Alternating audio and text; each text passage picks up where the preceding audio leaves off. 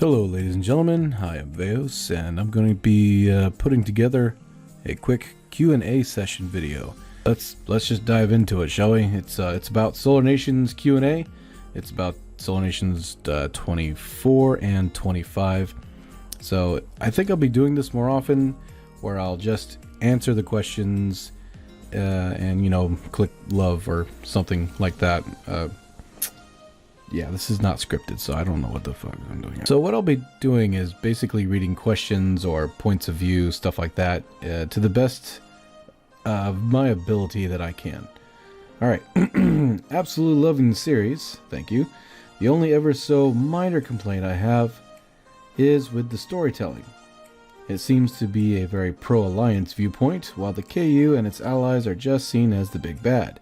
Seeing some stuff from a pro-KU, or even from one of their allies, who may be...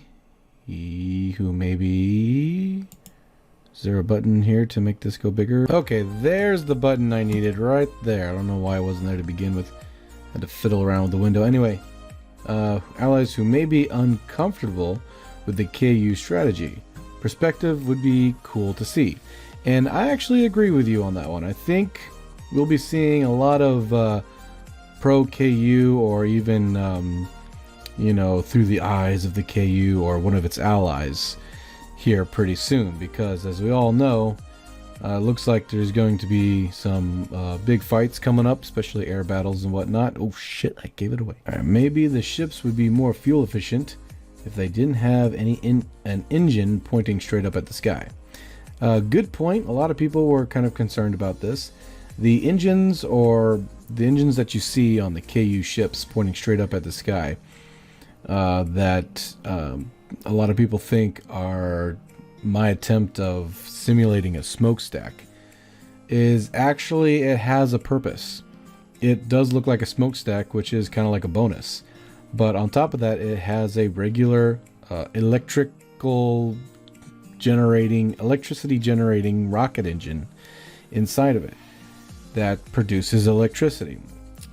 We don't have, you know, our technology is very limited to solar panels, and so instead of, you know, decorating the entire ship in solar panels, which would be kind of weird looking, and instead of having a butt ton of batteries, which I'm trying to save part count anyway, so the best way to do that would be to create some sort of fuel into electricity system.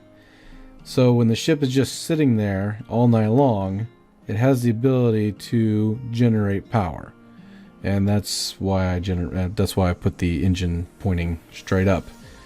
It generates electricity, and I don't have to worry about it pushing the craft, you know, somewhere that I don't want it to go. So beautifully done, as always. Way to go, man. Well, thank you. I appreciate that. The one nit I could pick is only in your description. I believe you meant to write imminent domain, otherwise so much wow.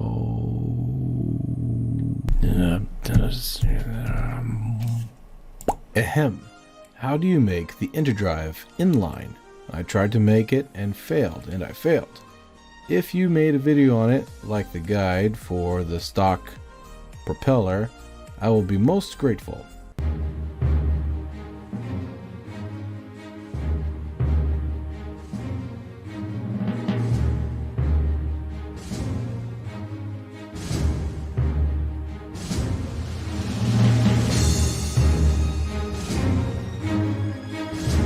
The KU is in the right here. The Alliance launched unprovoked attacks on the KU spaceships.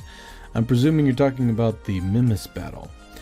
In that regard, they were going to shoot at the Charon. They were going to shoot at it because they thought, well, they declared that Mimis was theirs. The missiles on the KU ship are basically top of the line.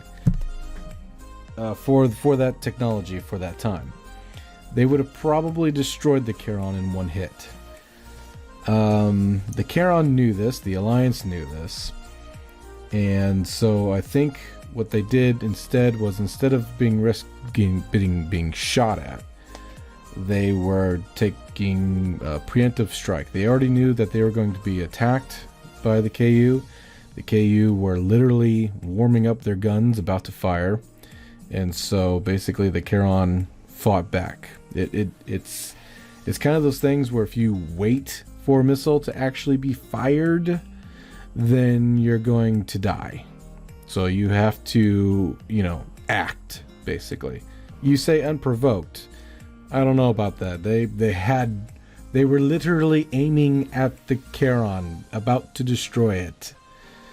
That's very provoked to me. I don't know about anybody else.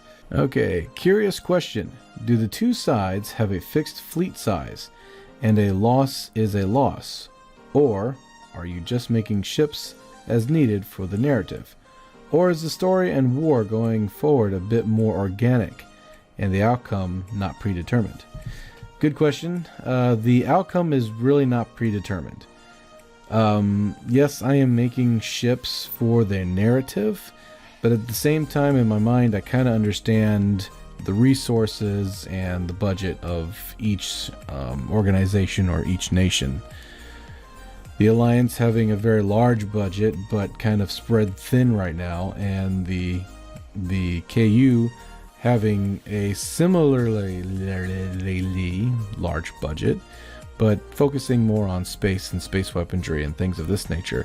So their military is pretty much, you know, on the back burner. They've got a bunch of planes and boats and stuff, and you know, it's fine. You know, it's not high tech, but they figured they got the numbers. It's not predetermined because when I play the game to win. So those shots that the KU were dishing out against the Alliance were real. I mean, I was really trying to hit the Alliance ships, and vice versa for the Alliance. I was really trying to hit the KU ships.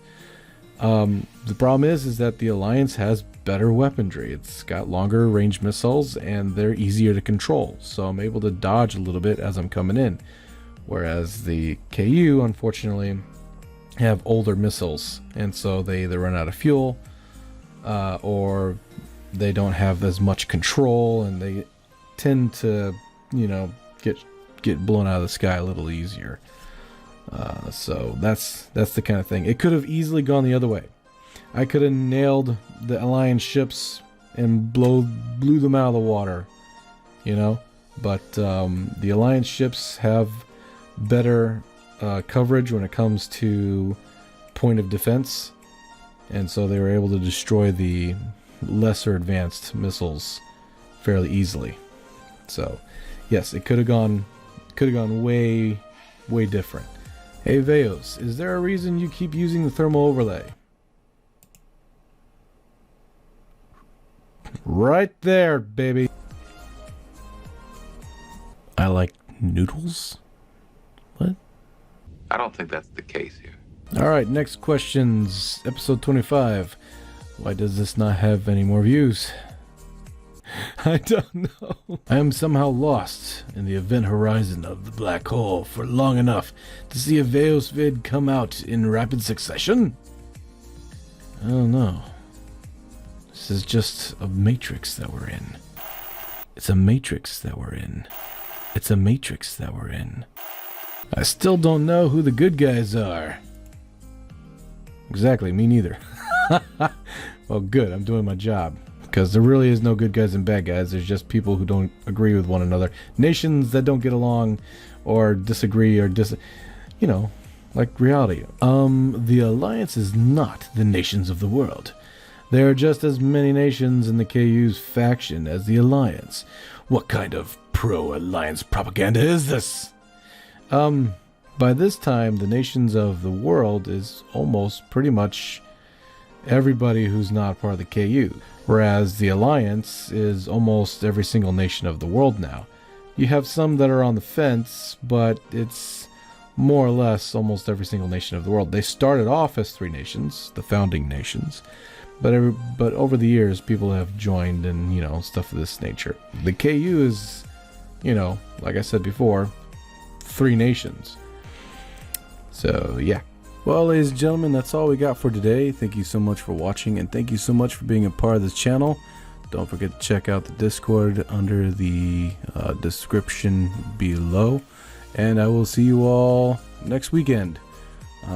It might be a live stream depending on how much work I've got to do this week. So I will let everybody know in Discord what's going on, if we're making another Solar Nations video this week, or if we're going to go ahead and make a stream. But I'll let you know. Until then, I am Veos, signing off, and have a good night.